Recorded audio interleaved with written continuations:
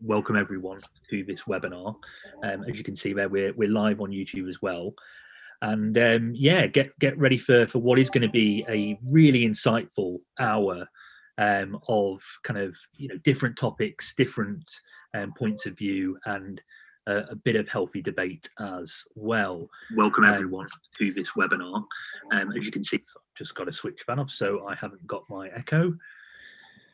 So, as I said, welcome everyone to this webinar run by Birmingham Tech. That's us. I'm Yanis and I'm the CEO of Birmingham Tech. And this one is in collaboration with our good friends over at Birmingham Business.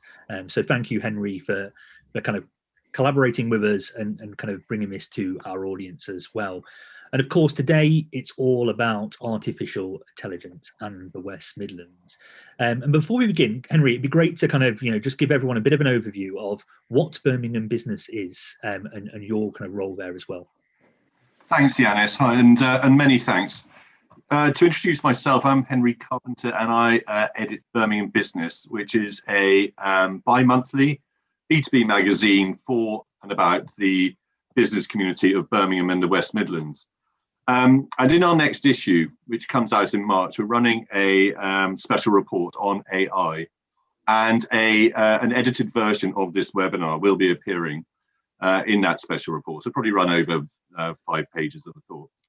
I'm just so pleased that we're part of this collaboration with Yanis and Birmingham Tech, because while artificial intelligence is not new in either concept or practice, I sense in my ignorance, but I sense its full force for the good of business and indeed wider society has yet to be unleashed. And I just think that's really exciting.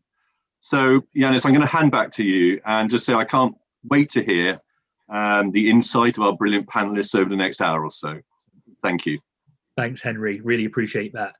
And before we begin, obviously, kind of these webinars and all the stuff we do isn't possible without our supporters and partners. So a big thank you to NatWest for their support, for Copper for all they do, and also Birmingham Metropolitan College as well. Big thank you to all of those organisations.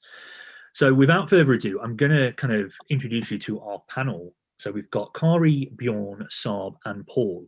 And so I don't trip over and not do them justice, I'm going to get them all to kind of quickly introduce themselves. So Kari, if we can start with you, 30 to 60 seconds on who you are and what you do. Hi everyone, I'm Kari. I mainly run an AI development consultancy company, work with all different types of businesses from like startups to corporate.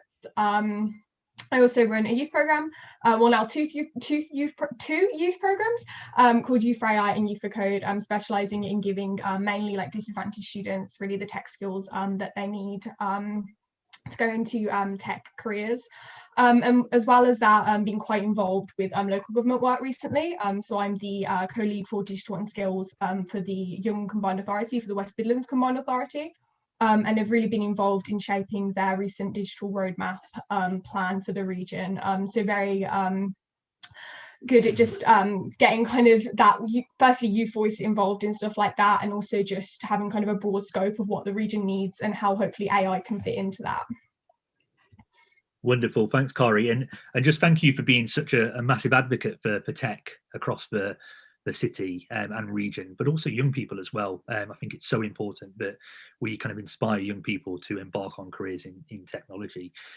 So over to Bjorn now, who is currently at Microsoft, but I know is soon to be joining another organization. So Bjorn, if you could kind of introduce yourself as well.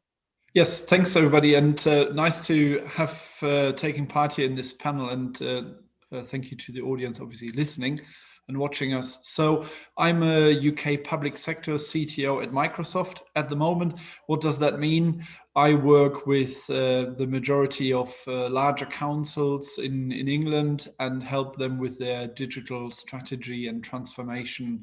And obviously COVID and the remote working is all challenging times. So that is a lot of involvement from us to help them refocus and reposition their strategies. And in March, I'm looking forward to starting a new role with one of our Microsoft partners called Kainos, and there I will be the business development director for data in their data and AI practice. So driving a strategy in the space of data and AI. So looking forward to that.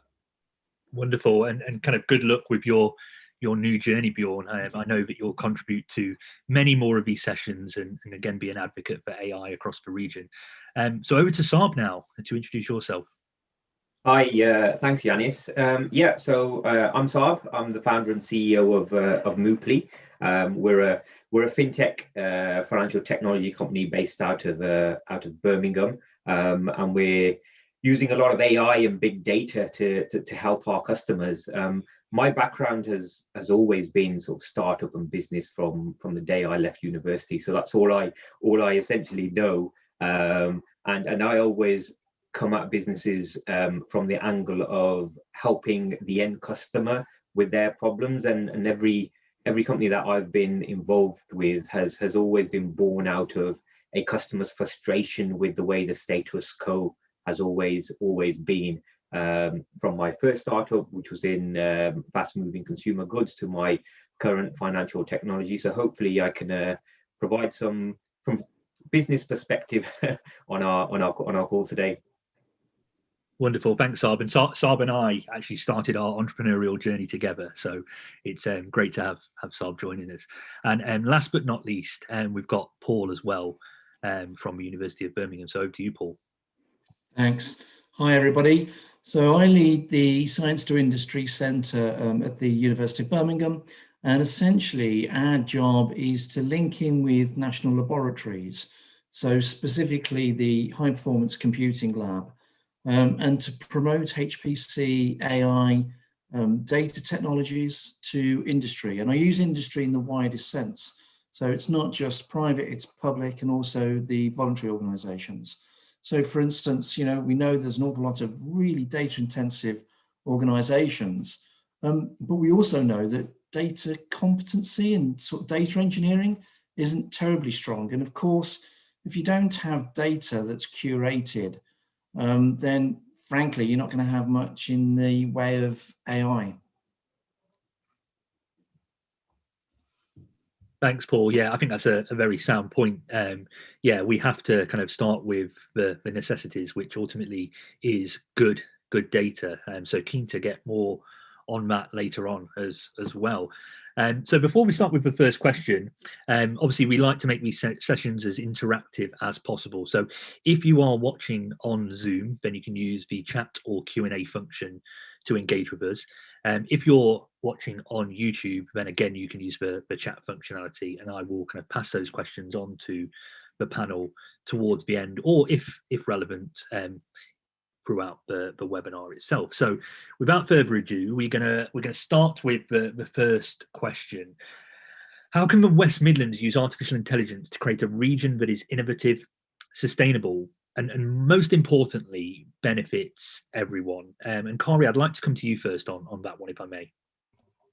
Yeah, so I think just taking like a broad approach to this question, I think we're at a point where data is everywhere. I think there was like a quote that was like, data is the new currency, everyone has data. That's just something that is there. And I think a lot of the time it's just how we obviously utilize that data in the region that's really important. I'm not saying I think there is issues sometimes with the fact that we could be doing more, but we are seeing starting a couple of examples of where this is being used. So for example, I'm quite involved with West Midlands 5G. So I sit on their board as a board observer, and you see them using kind of data for stuff like transport applications that are really improving people's lives within the region, and using that data within those innovative technologies. We're seeing stuff with the new space hub that's going to be opening, and we're planning for at the moment, with how we use data for those sorts of really, really innovative out there stuff like satellite data, and how we're using that to improve lives. There's a company in Cozal at the moment that is a really big front runner in using these applications. And I think from a youth perspective, not only is this obviously going to benefit people in the region, but it's also quite cool to inspire a lot of people into doing this sort of stuff. Then obviously at the forefront of everyone's mind at the moment, healthcare applications are a big thing. We've had obviously the COVID-19 pandemic, and we've seen a lot, not necessarily within the region, but seen a lot of responses to that are thinking about how do we use AI, how do we use the data that we're obtaining through healthcare means to actually really come out of this pandemic stronger and grow the region, even though through like difficult times. Although, and I think the key thing when we're talking about building like a sustainable region is not necessarily discussing purely the technology and the uses of it, the applications, but also looking at surrounding how we're actually getting everyone involved. So benefiting everyone isn't necessarily just creating applications that people can use, but it's also ensuring that everyone knows about data, everyone knows about AI. I think we see it all the time with stuff like data ethics, scandals that happen with social media and things where people maybe don't have the knowledge enough for stuff like that. So making sure that we have really good regional awareness of this is really important. In addition to that, businesses, I've worked with a lot of businesses in the past through my consultancy company startups, that there's either two sides to it. I either go in and the company is like, yeah, we're doing tech things, but we don't really see a use for AI. And it's like, you've got all this data, you could be doing great things with AI, with machine learning in the future, with that. But they just go, no, we don't really see a use for it, or it seems really science fiction-y to people. Just surprisingly, not just young people that think AI is like cognitive and they can't use it at all. It's actually businesses as well. Or you get businesses that are like, AI sounds really cool, machine learning sounds really cool, I want to do it, but then they have zero data. Which is another side of the coin. So it's where that awareness really comes in, as well as having technical support through talent and skills and stuff like that. It's something I've noticed, e.g. with like business accelerator incubator programs in the region, lots and lots of focus on business support, which is obviously needed, but sometimes that actual technical support, giving people technical skills or people with the talent and the ability to do the actual technical stuff is sometimes lacking, which I think is really, really important. And I think I always link everything back to young people, that's sort of my thing, but how we actually grow that talent is so important. There's no way we're going to be able to build a region that can create more artificial intelligence solutions if we don't have people actually able to actually build the things. Which is one of the reasons I started my youth program. You know, I was going out to schools, talking to students, and just like they didn't even know what AI was, or they thought that AI was simply the Terminator, which I always say is like an analogy. It's one of those things that it's just, again, I say, even though it might not be an application, the only way to actually build artificial intelligence so it's so ingrained into the region and people are just aware of it is to really build those skills, that talent base.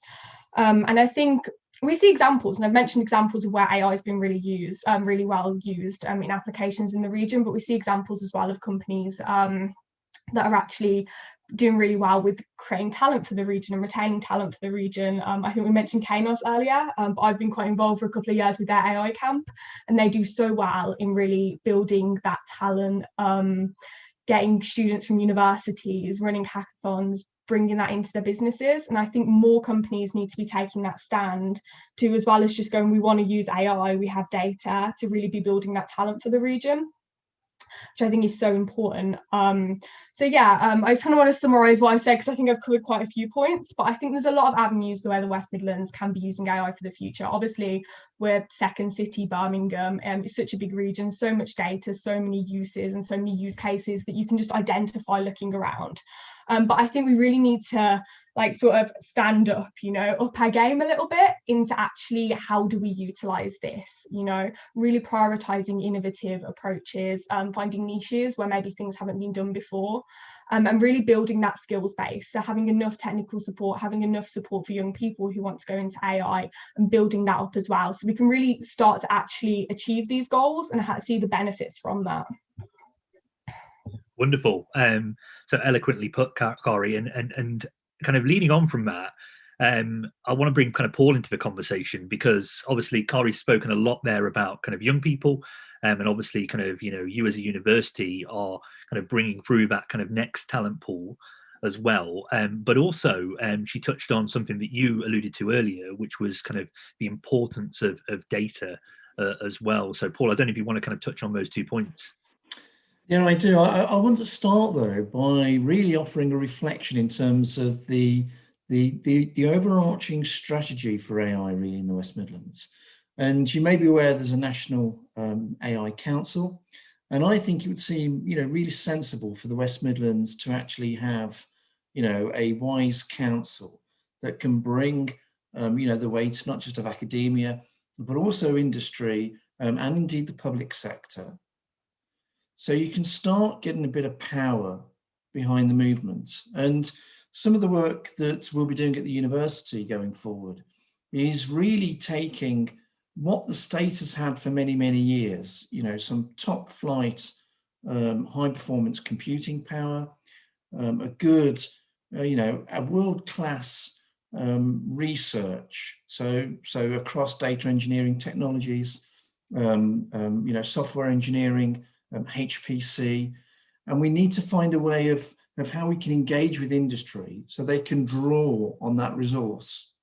Now, in terms of questions around skills, so my view on this is perhaps not just the usual line. So yes, we need prescribed learning that happens within HE. Yes, of course, we need more and more students getting involved, whether it's A-level maths or indeed, the extended VOC programs around data engineering. But we also need to think about the existing workforce, right? So for example, it's going to take at least another 10 to 15 years to start seeing the benefits of undergraduate study now as they move through the system and get into the workplace. They get into roles, whether it's middle or senior leadership, to really drive forward AI strategies, right? So we've been kicking around a program with the Hartree Centre and also IBM. And it's something that's going to sit outside of what you'd call regulated learning. Okay, so I'm not talking about apprenticeships. I'm not talking about MBQs. But what we want to do is create a very simple 3-level program. We haven't quite put a final time on it in sense of how many hours that you need to be on the program. But we want to really fill this gap that we think is there in terms of middle managers or middle leaders and indeed senior leaders. Okay, for me, that's really, really crucial. And we have to unpack what we mean by data science, right? So we talk about data science frequently, but the truth is we're talking about engineering the data. We're talking about curating the data. We're talking about getting data sets to sit side by side, because what we're looking for is the hint of value or the insight that either A is going to shape some form of policy or some form of strategy that's going to send you off on a particular direction.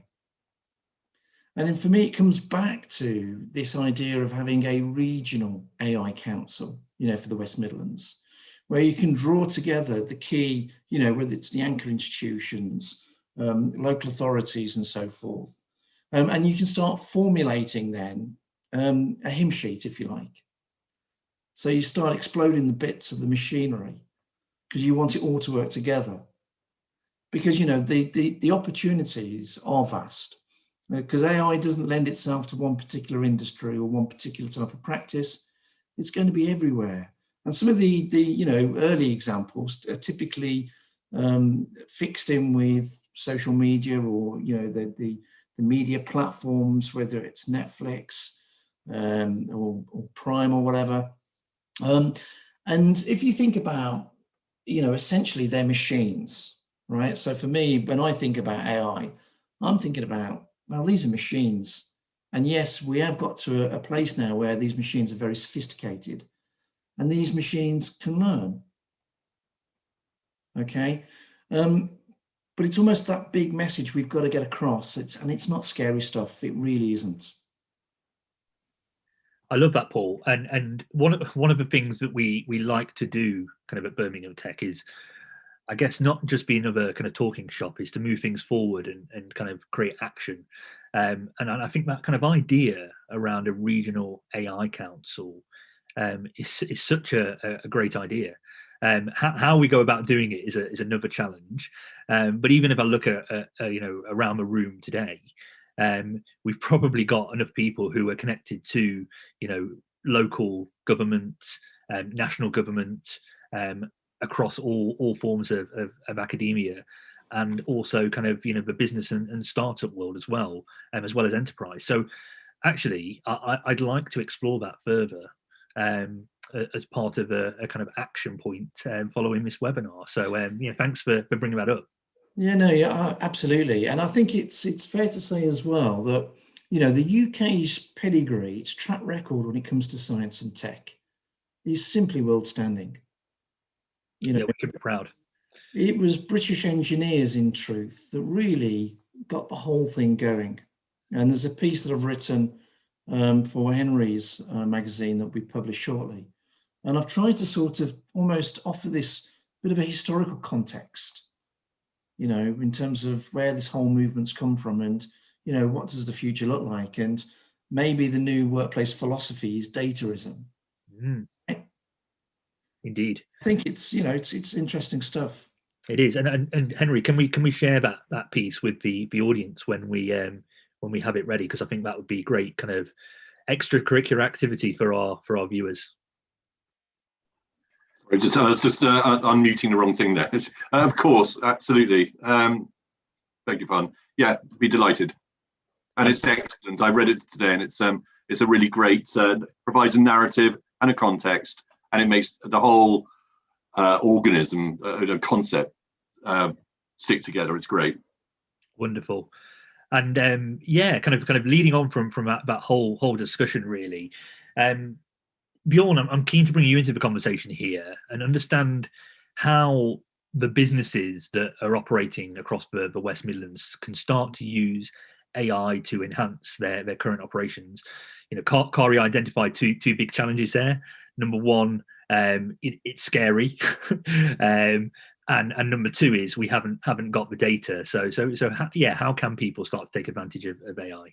Yeah, I want to start with an example around the local government, but immediately also talk about health, and I think Kari touched on this as well.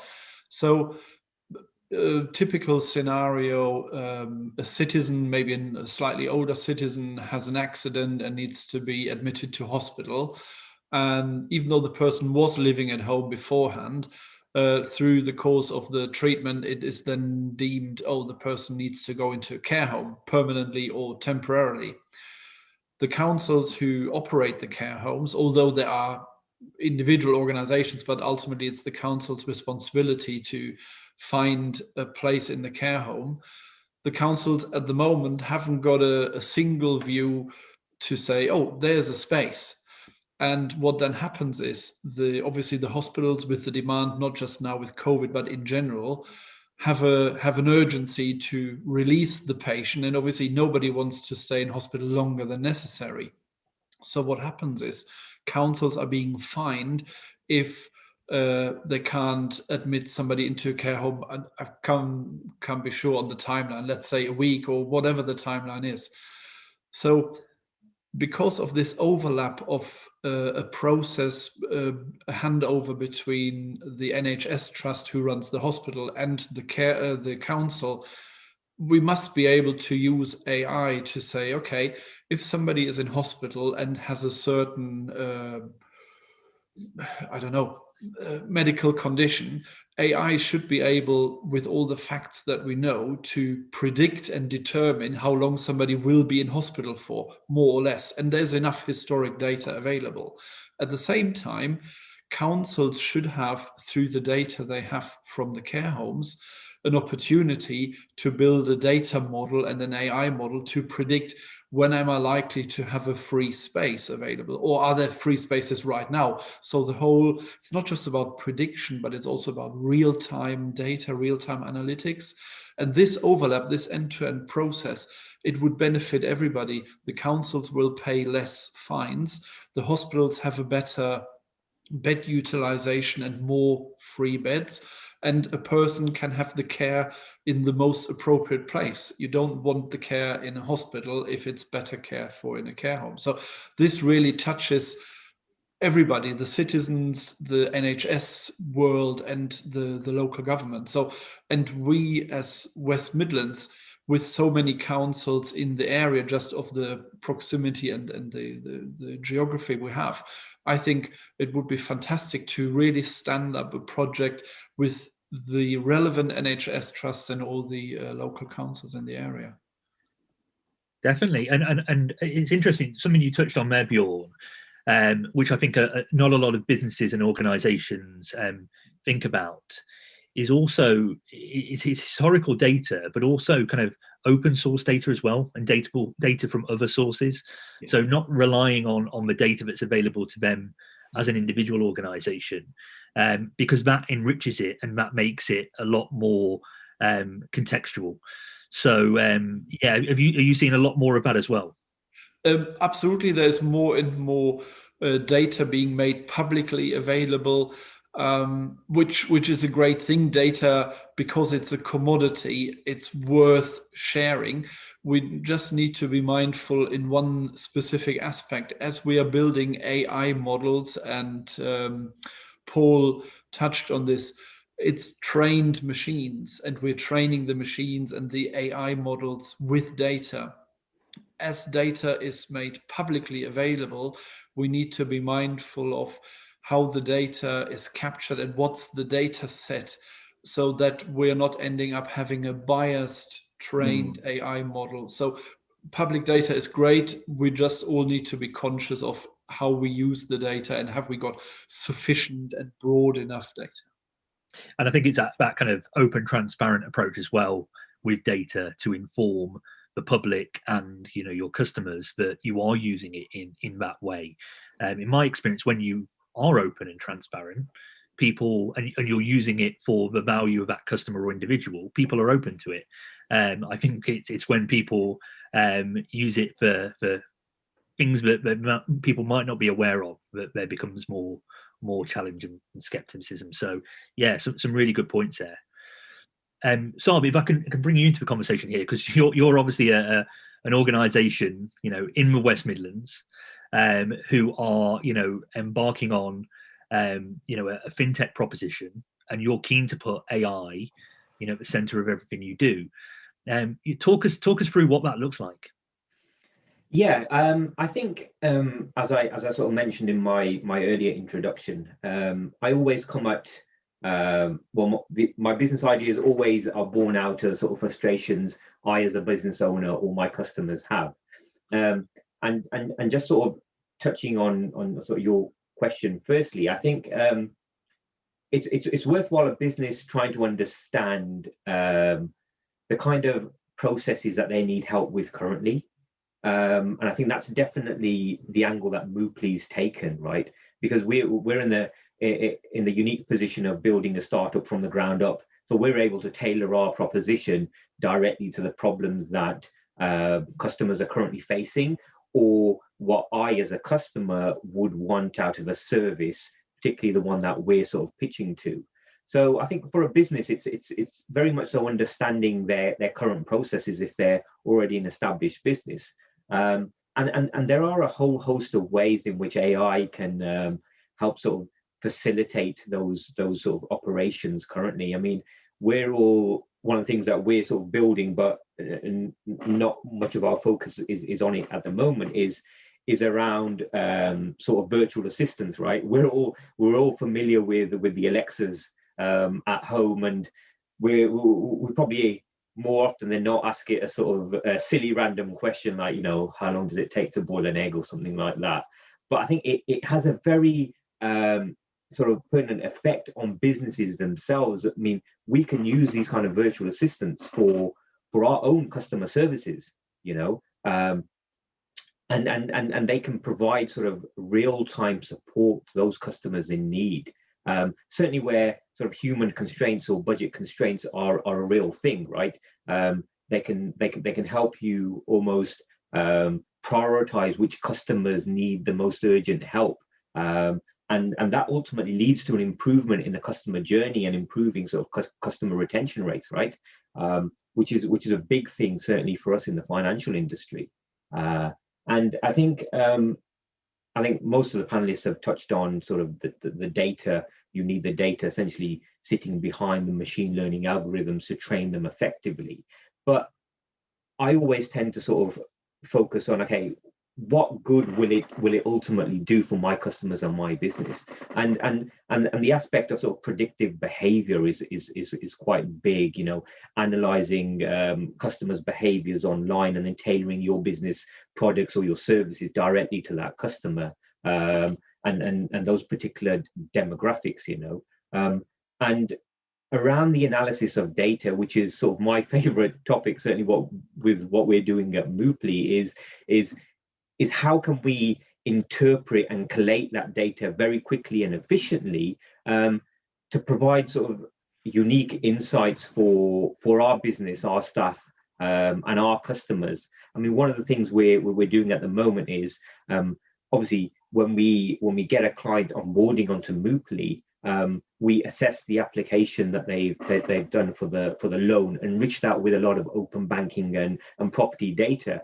And if our models think that it's not good enough yet to be lent on or matched against the lender, we'll revert straight back to the client and say, look, at this moment in time, it's just not quite good enough. I think you should improve points X, Y, and Z. And once you've done that, come back to us, and then we'll look to sort of help you, right? So I think for us, it's all about helping the end customer get to their end goal, but understanding that when they do approach us on that first initial touch point, they're not going to be in that position, right? And one of the final ways I think is sort of quite intriguing is around that marketing aspect.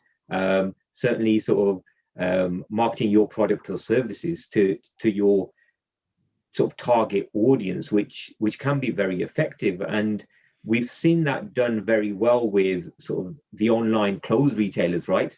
I mean, how they've sort of managed to almost monetize this data and pitch it to their customers and have a positive effect on their sort of business scaling ability.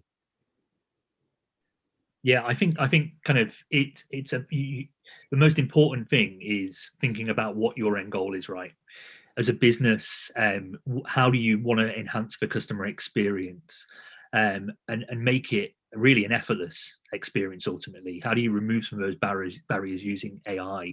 I think the other thing that I've seen more and more with businesses is also internally, how do you remove some of the kind of, you know, the things that are almost hygiene factors, and they're very laborious, and using kind of, you know, algorithms and machine learning to remove some of those things, so that ultimately the workforce can provide more value.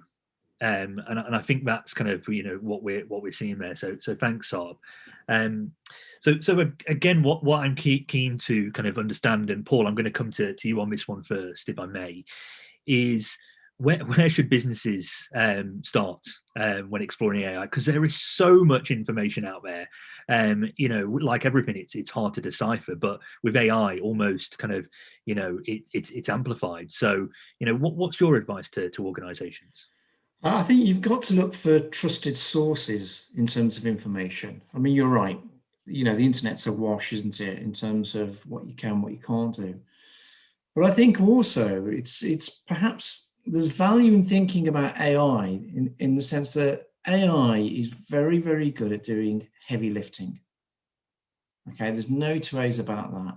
It can really deal eloquently with heavy loads. Okay, but if you're thinking about, so where do you start? In my mind, I think there's one thing I haven't seen yet, and I haven't seen it, and this is not me throwing stones at any particular organizations, but I haven't seen data leadership. Okay, so if you take a typical local authority, I'm not seeing much evidence that there's a lead, an explicit lead for data, either at the political level or indeed the officer level. Okay, and to lead with confidence in terms of data is crucial. So the National Audit Office done a piece a couple of years ago, and it was really a sort of quick and dirty look in terms of how local authorities were using data, how local authorities were confident in using data. And what it found was that there was a lot of confusion. There was a lot of confusion around GDPR. Yeah, there's the skill set isn't just there on the payroll to actually provide the leadership and the discipline when it comes to data. So in terms of, where should organizations start? The first thing to think about, what heavy jobs are currently being done, okay, where you've got a sense, it could be the volume of the task. Because we know, you could use AI for quality assurance, quality control. It wasn't too long ago that pensions industry used actuaries in terms of tables of numbers. I suspect you're never going to be seeing those days again. And I really genuinely believe AI will transform, the finance industry without a shadow of a doubt. And in terms of healthcare too. I've been working with a particular trust in Birmingham, NHS Trust. And one of the issues we found, so, we go in there, we rock up, we're talking about our HPC, we're talking, in fact, we've got the most powerful machines available in the UK, blah, blah, blah. We've got all these research groups, software engineers, data scientists, blah, so on and so forth. And we've just simply come across, well, our clinicians don't know enough about AI to actually see how it can have an impact. So we know NHS England, for example, has done some nice work around a frailty index, okay? But if you understand the NHS is made up of what, maybe 300, 350, 400 trusts, you can easily, it's not unreasonable to think they're all at different places in terms of starting. So it's a piece of work that we're working on where we're putting together, perhaps a curriculum's the wrong word, maybe that sounds a bit too heavy, but we want to orientate clinicians in terms of what we mean when we're talking about AI and what we mean by curating the data and getting the data together. And then, of course, sharing the use cases that we've already put out there. So this idea of, if somebody's in acute care or whatever, there's an understanding in what their care plan should look like upon them being leaving the particular hospital that they're at. And all this stuff is doable, right? And yes, there's NHS digital, but it's really kind of money in, money out operation. Okay, so what I would say really to government and indeed local government is, where's our national infrastructure for AI? Where does it sit? Where's that coherent picture where businesses can go to? And that's some of the work, well, hopefully it'll be a lot of the work that I'll be working on later this year, where the university can really engage with industry and put some of these questions to bed. And, we're coming from a good place in terms of being a trusted source. Absolutely. And I think kind of that whole piece around kind of local authorities and the importance of data and having people that act as those stakeholders and ambassadors. Corey and I were I think both smiling there, because we've both been involved in the digital roadmap. And, the good news is it has been highlighted. But of course, it's just a roadmap right now. We need to take action. So, I think we would love to kind of bring you in to those discussions, Paul, around kind of, data and how we utilize it, and we although we're talking about kind of, local kind of government here, and the combined authority and the LEPs and everyone in between, actually it's their role as well to kind of take that information and pass it on to small businesses and every business really across the West Midlands as well. So I think it's so integral that we get that right. So again, thank you for raising that. And Bjorn, kind of, bringing you into this kind of part. Obviously, you're working at the moment for Microsoft, who do a hell of a lot around kind of trying to kind of, upskill people and give them an awareness of what AI can do for them as individuals and also businesses as well. But what I'm really intrigued about as well is you're moving to a Microsoft partner, Kainos. And again, Kainos kind of do a great job of, we heard earlier, data camps and making sure that kind of AI is kind of, embedded within everyone's thinking. how do we kind of work together? How do we create those networks and collaborations of trusted sources that can then take that information and deliver value? Yeah, so obviously Microsoft, as one of the big cloud providers, obviously offers the underlying services and the infrastructure, but then it will inevitably take partners like Kainos to go out to customers, and like Saab as well, with the kind of business, to have the niche businesses to help customers adopt the technology. And this comes back to Paul's point. I think it's the education is so important, and nobody should shy away from embracing the technology. I find it, not just because I work in technology, but also as a just very observant citizen, I find it amazing that we still use paper-based processes, both in the NHS and in local government. But for me, it actually goes back to the central government, or the top tier within the NHS.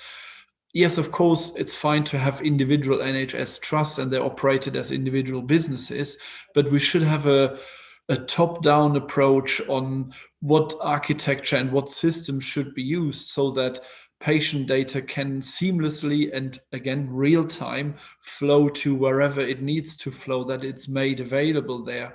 And in doing so, we would open up a whole raft of other capabilities, the heavy lifting that we talked about.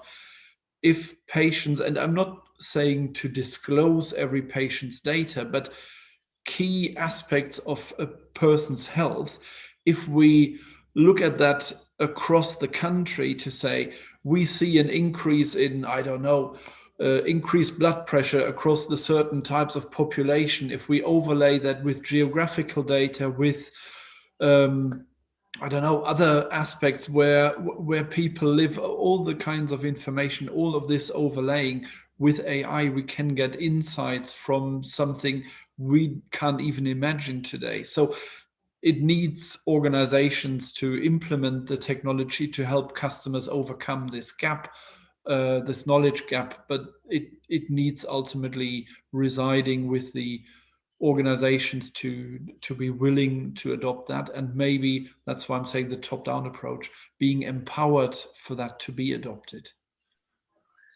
Absolutely. And I know for a fact that kind of there's a lot of content and resources out there that kind of, Microsoft and Kainos and everyone else in between provides. I know one example when we first met, Bjorn, that you shared was the analysis of the JFK case, and going kind of across all of those data points and archives and documents to kind of make sense of it all. And I'll share that with everyone afterwards, because I think it's a really fascinating way of kind of really opening people's eyes to what AI can do. And then obviously there's so much kind of learning resources that are available as well. And we'll share some of those afterwards so people can kind of carry on this conversation. So yeah, thanks for that, Bjorn. Really, really appreciate it. And kind of the final question that I want to kind of pose really is, why should people feel excited about AI? But also what excites you most about AI? And Saab, if we can start with you on this one. I'm glad you asked me that question, Yanis. I'm a bit of a blue sky thinker when it comes to sort of questions like this. Being the CEO, I tend to be reined in by my colleagues. It's the opposite way, sort of in how I think. I think if I take you back to when I started my journey within sort of the fast-moving consumer goods, I mean, one of the innovations that we implemented at the time was online ordering, right?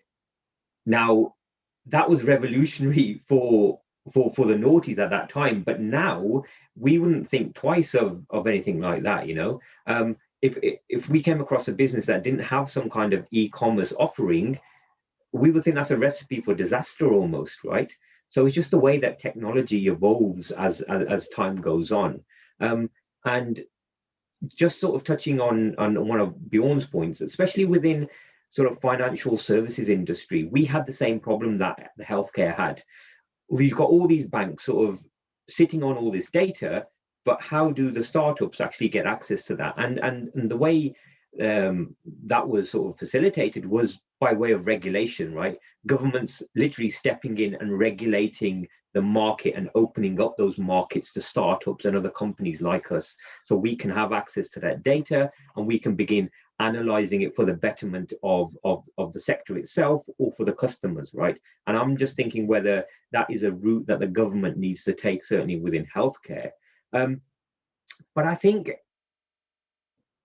people should be excited about this, you know. I mean, here at Mooply, we're sort of using AI and big data to sort of speed up the whole process of arranging finance for properties, from like automated ID checks to enriching applications with open banking and property data, just so we can match those applications to lenders with significantly improved success rates, right? So that's just one application of the way that we're utilizing it.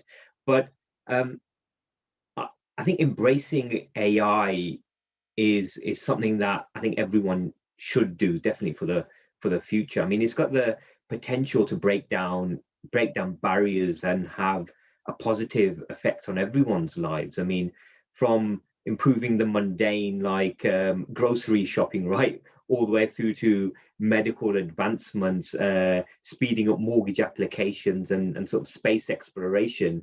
I mean, I've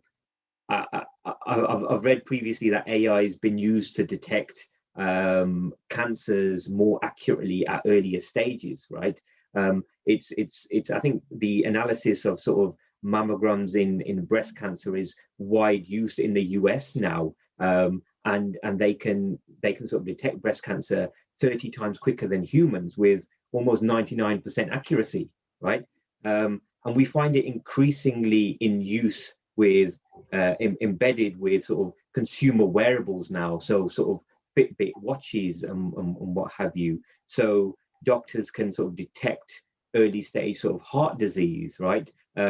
Which allows it, sort of creates a window of opportunity to ultimately treat the disease and save lives, as opposed to not doing anything. And space exploration, I think Carrie sort of touched on it earlier, and it's, I mean, we've watched sort of films like Interstellar, right, where you've got astronauts with AI robots helping them, and that's almost one step closer, because I know that the International Space Station has sort of deployed and is testing an aptly named robotic AI called Simon to help their astronauts. And I think the possibilities of AI are sort of endless. You know, the limitations are probably the ones that we place on AI itself, and maybe coming out of sort of human fragility almost. And I hope it's sort of the catalyst to improves life throughout the world, in terms of how we interact with each other, how we interact with the planet, and ultimately combating sort of climate change, and helping us to create a sort of sustainable future through its adoption in sort of sectors such as energy, agriculture, sustainable supply chain, sort of enhanced weather and sort of disaster predictions. And I know that the last few years, certainly within the West Midlands, we've suffered quite badly with flooding, which has caused a lot of harm to life and property. So hopefully, my hope is that AI certainly enables us to help the next generation on a better footing that might not otherwise be the case. Absolutely, and I think it's safe to say you're a fan of AI then, Saab. So no, it's good. It's good to hear all those kind of examples and just so much enthusiasm around it. And Kari, I'm going to bring you back into the conversation now, because actually I think kind of Saab touched on two things there that obviously you're passionate about. One is youth engagement and what AI can do for the next generation, but also space travel as well, which I know you're a big fan of. So love to hear your thoughts on what excites you most about AI, both within the West Midlands and further afield as well. Yeah, I always say to everyone that what excites me about AI is not what we're doing now. I think we do see some cool applications and obviously stuff that is helping people in day-to-day lives. I think I definitely agree with points that have been made about red tape and stuff in regard to data sometimes halting the process. I've personally worked with 2 NHS trusts in the region and found that even though you have this technology, have great applications for it, sometimes there's a bit of a blockade on data sharing. And I think that is all to do with just misconceptions about what's it being used for, and just legislation and stuff like that. So hopefully in the future getting more sort of not relaxing to the point where everyone's data is just out there, but relaxing to the point where we can start to see these applications being used more. But I think in terms of future, it is really exciting looking to it. With all my students that I work with, what I try to do, kind of the opposite of looking at the future, is I tell them to go right to the past and look at what people were saying back in the 1950s. I love showing people kind of Alan Turing's initial papers and stuff like the Turing test, cognitive intelligence, what he was thinking up back then. And then talking about stuff like the 1956 Dartmouth Conference, you know, what they were talking about doing in 6 weeks back in 1956. We're probably barely touching on now with so much improved technology, so much improved hardware. But I think just looking at that, looking at the visionaries can be so exciting. Just personally, it really inspires me to try and achieve those goals, to try and do more with what we've got at the moment. I think current machine learning probably isn't the answer. I think sometimes it's kind of overstated what it can do.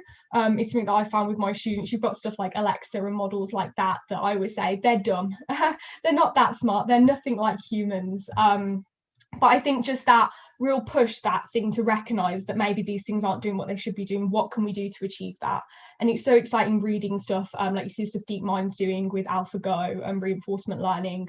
It's so cool to just go online and see those sort of like steps that are being made every day. And then you see the applications for the future. I think science fiction can sometimes be a nemesis for me teaching AI, just because it gives people the wrong impression, but can also be really helpful for people to understand and want to do more with it in the future. So stuff like space exploration, if you would have mentioned that to people like 10 years ago, they would have thought you were crazy. But like I said, we're literally building a space hub in the West Midlands, not necessarily for exploration, more for satellite data uses, but we are getting more and more people involved with stuff like space and with AI in healthcare and stuff like that. So I think it is really exciting to just look at stuff like that. And I always talk about the youth engagement, youth perspective. And we've obviously seen Generation Z is so big on trying to improve the world, social issues, stuff like climate change, and things like that, and just really thinking more in the scope of things, not necessarily focusing on current technology, but thinking how can we use AI or use like the theory of AI to try and tackle these big questions, these big challenges for the future. And I think it's really inspirational for young people to be thinking about it like that, to be looking back at the history, looking at what people were saying, and then trying to sort of do the same things themselves, as well as working with the current technology. I think that's really interesting, yeah, to actually excite people first by looking back and then into the future as well. And yeah, just some of those, the conference you mentioned where, they were talking about some really, really kind of exciting things that you're right, we just haven't scratched the surface of right now. And I mean, personally, what excites me a lot, again, kind of touching on space travel, is who's going to win? Is it going to be Bezos or Musk?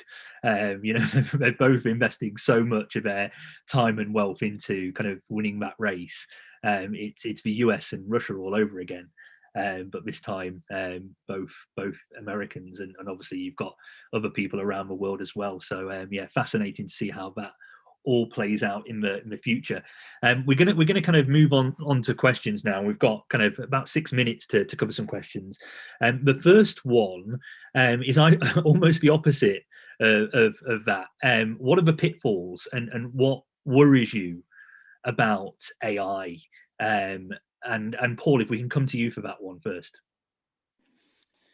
Yeah, I think it's probably one about standards, in truth. We were talking before we got going proper about the lack of a philosophical framework in nailing down what it is we mean by AI. And, it won't be no surprise to you that there ain't much that's regulated.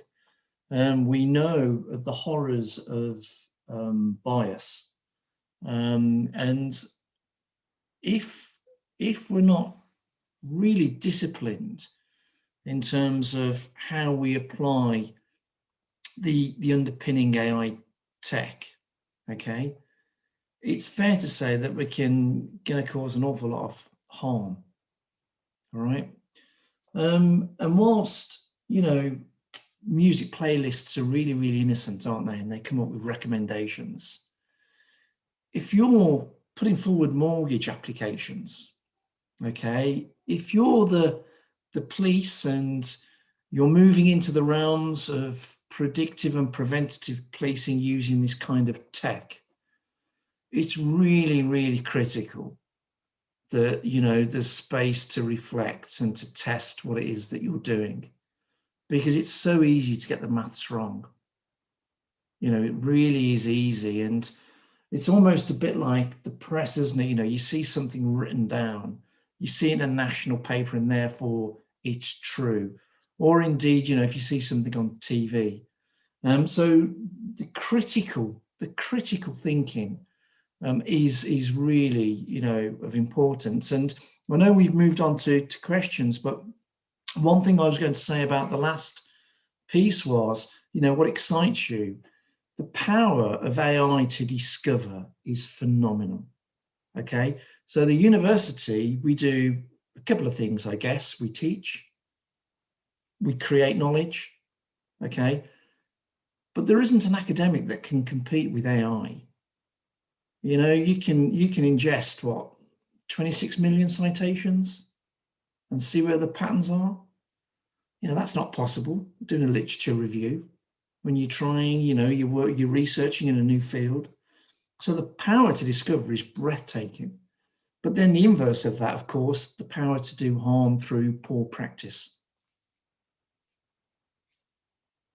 And I think the point on discovery there is really interesting, because actually you take that literature review, you know, actually the ability for AI to do that, but then provide the insight back to the academic who can actually deliver value through it, I think is key here. It's all about human and machine, right? Yeah, it's a game changer. It really is. It really is. So one more question, and then I'm going to kind of ask for final thoughts. And this question comes from Dr. Wei Wu, who wants to know where does the West Midlands compare to other regions across the UK when it comes to AI? I don't know who wants to kind of, you know, start with that one. If I can come in, I think we're doing a piece of work at the university that's linking into the National Lab for AI. That's a first. It's not going to stop there. So the West Midlands isn't going to be the only region doing it. But what it does do, it gives us a head start in being able to hold the hands of different organizations in terms of adopting HPC stuff. You know, and for us, it doesn't matter whether it's local authorities or indeed startups. You know, we're there to provide that information, advice, and guidance in a trusted manner. And, you know, the other bit as well, we've got a massive job to do to lift the understanding of senior leaders and middle leaders in all organizations, you know, third sector, private, public. It really is a big, big task. And, you know, I think I'm not aware of any other region that's flirting with the idea of a regional AI council. But you know what, if you've got something like that could pull the different powerhouses together, then you know what, you're on a march. And then if you start thinking about the shared prosperity funds, that's the successor to the ERDF monies, who's to say we can't start mobilizing on a far greater scale? And, you know, taking that know-how, what we know, out to all the different businesses. Yeah, I think it's about it's opportunity, isn't it? We're at that point where actually I think from what I can see, and I do a lot of kind of engagement with other regional stakeholders from across the UK, is we're all doing some really interesting and exciting stuff, but not one region has really taken the lead. And I think that opportunity is there for us all to kind of take advantage of. I don't know if anyone else, Kari, kind of Bjorn, kind of Saab, have you seen anything else, anything that's, you know, going on within the West Midlands that we should feel particularly proud of, or kind of really kind of give us confidence that we're on the right footing? I was going to answer more in the opposite direction. I see, and again, the universities seem to be helping to lead the charge here. Obviously, Cambridge University and Cambridge Research, there's a lot going on there, and Saab mentioned earlier the advances for health. So Microsoft and Cambridge University do a lot of work there. We're analyzing blood to understand the history of what illnesses did somebody have, which again you could use to build a better picture and to get a different view of somebody's health throughout his lifetime. So that's something. So I would say in that region there's a lot going on. Obviously London and the greater London area, there's a lot going on, but we shouldn't shy away from this, and not to say, oh, we as the West Midlands can't establish a hub for AI as well. So yeah, absolutely. Yeah, I think there's a lot of potential within the West Midlands, but I think to all of your points, every single panelist has touched on this.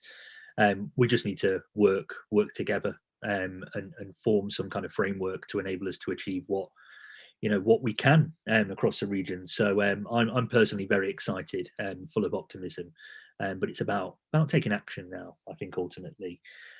So I'm just going to do a quick round robin. I know we're kind of up in terms of time, but if the panelists are okay with it, I'm just going to go to each one for a quick kind of 30-second summary, a bit of insight that you want to get across to the audience as a final thought. So we're going to go to Saab first on this one. Saab. Yeah, I think probably coming at it from a business aspect, I just want to probably share more so with businesses that are probably on the call who might listen to this. I think you guys probably know your business better than anyone else, right? And when it comes to sort of AI machine learning, although it may be in its infancy or whatever, there will be an aspect of that can definitely help you. So I think it is about analyzing your businesses first and foremost and seeing where you guys are getting stuck, right? And then almost reverse engineering how you can build in processes that help you.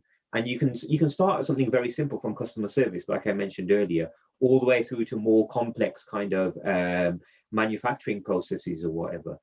But I think it is just trying to be coming at this with a bit of an open mind, right? And saying, look, it's out there and it's going to be able to help you somehow. Wonderful. Corey? Yeah, I think there's a lot of the time in the West Midlands of opportunity, a lot of talking about stuff, whereas not a lot of sometimes coming together and actually building on that. I think that now is kind of the time that needs to be done for people to actually be adopting AI. More needs to be done like locally, government-wise, in terms of really pushing that at the moment if we are becoming front runners. Because unfortunately we are seeing other regions race ahead of us. We are seeing a lot of applications come out of other places. So I think now is the time to really focus on ensuring we have the best talent, we have the best skills, we can attract companies to the region and start building those AI opportunities, just because, as we've mentioned, it is so exciting what can be done with it. We just need to be making sure we're taking advantage of that. Love it. Rallying cry and a good call to action there. Bjorn? So for me, the two things I want to call out is AI obviously has helped a great deal already today to overcome the barriers of accessibility. So having all the speech to text and text to speech functionality, and the reason why we are so close already at parity with natural language is because of the advances in AI. So accessibility is one thing, so we really shouldn't shy away from AI because it has helped us a lot. The other thing is, as you want to embark on AI, and I keep saying this again, we're living in the 21st century. We can fly to Mars and wherever, but we still use paper-based processes. There's no need for this. And every organization who wants to embark on this should remember they are not the first to do this. So everything, if you start new, think about other people have already done this, so it can be done. So it's not an impossible task. And There's a lot of free available material, free learning out there, not just from Microsoft, but others as well. So it's really easy you just need to start and getting involved. Definitely, yeah. Digital transformation first before even considering AI is such a key aspect for many businesses. And finally, Paul. Yeah, for me, I think it's all about the outcomes, isn't it? It's all about the change. What's the change that we're chasing here? And then following on from that, of course, it's about the data. And then taking Carrie's point, it's about the talent. And I do think there's an opportunity now to, really push out the inspiration behind the whole, computer science thing. And we have to remember that we need people at all levels. So yes, postdocs, but you need technicians as well, and across the different disciplines. So, and data engineering is an occupation which I think we'll see far more of, frankly. Yeah, and I think that's our trump card as a region. Actually, we're one of the youngest, most diverse regions in the country. So let's take advantage of all that talent, and let's kind of inspire them. Let's give them the necessary skills. At the same time, of course, we need to upskill the existing workforce. But if we do both, the world's our oyster. So yeah, really kind of sound advice from everyone. Thank you so much to all the panelists today.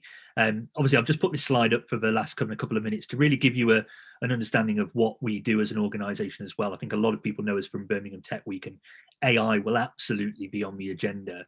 But we also run a scale-up programme, do a lot of content, and really kind of shining a light on some of the success stories across the region. And also that Inspire series, which will be doing a lot around AI and going into kind of young people and kind of inspiring them. And I know a lot of the panelists, I'm sure, will be happy to give their time to contribute to that. And the other thing, and then I'm going to kind of quickly go to Henry, is I think one of the things, we could have gone on for 3 or 4 hours on this discussion. But the good news is this is being turned into a full feature in Birmingham Business Magazine. So I know Henry will be working with the other panelists to really uncover, and deep dive into some of those points that they've made. So it'll be a really nice follow-on as well. So Henry, I don't know if you want to kind of, summarize and quickly say a little bit more about that. No, well, I've been a journalist for 25 years, and it was a relief to me after 5 minutes to be able to put down my pen, because my shorthand couldn't keep up with the pearls of wisdom which were coming from our panelists. I found the contributions were all illuminating, insightful, and actually very inspiring. And if this panel is at all representative of the AI space in the West Midlands, and I'd say the region is in a very good position. And I really look forward to, as time goes, this is going to mark the start of a campaign for Birmingham Business. We're going to look at, this isn't going to be a sort of one edition wonder. We're going to look at this for, it's such a vast subject. And we will deep dive and look at various aspects of it as time goes on and run a bit of a campaign on it. And I'm really excited by that. And I'm really grateful to you all. Thank you. And Yanis, you've chaired it quite beautifully. Thank you. Thank you, Henry. And honestly, I think you're right. It's the start of something here. And I'm kind of personally inspired by all the possibilities. And I definitely want to pick up with that AI Council idea with Paul afterwards as well. So yeah, if you want to kind of engage with us further, there are a few ways on the screen. Again, massive thank you to kind of Birmingham Business for collaborating with us on this. A big thank you to the panelists for giving up their time today.